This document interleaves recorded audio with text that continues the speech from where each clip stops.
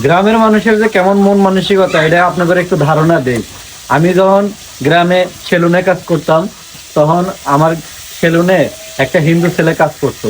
তো ওই হিন্দু ছেলের সাথে নিয়ে আমি ইফতার করতাম। তো ইফতার করার ফলে অনেকে আমার বলতো যে হিন্দু মানুষের নিয়ে ইফতার করছো আর ইফতার হইব না।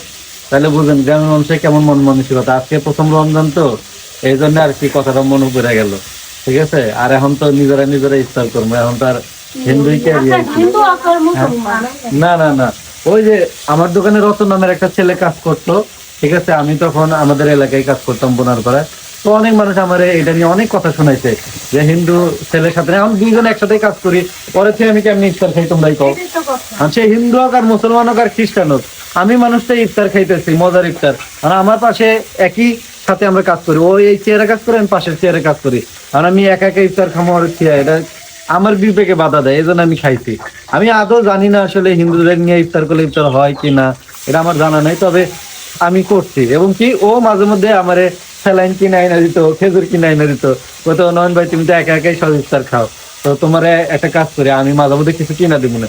দেখা যাচ্ছে আমি মুড়ি কিনলে ওই একটু চানাচুর কিনা দেয়, তারপর একটু খেজুর টেজুর অনেক কিছু কিনা দিত, মজা হইতো অনেক। ঠিক আছে, কিন্তু এটা মানুষের ভালো চোখে দেখতো না, অনেকে অনেক কটাক্ষ করে কথা কইতো। তো এই জিনিসটা খুব খারাপ লাগতো আসলে। গ্রামের মানুষের মন মানসিকতা যে কেমন, মানে এটা আসলে আমি ওই সময় আমার খুবই খারাপ লাগছে এই কথাগুলো।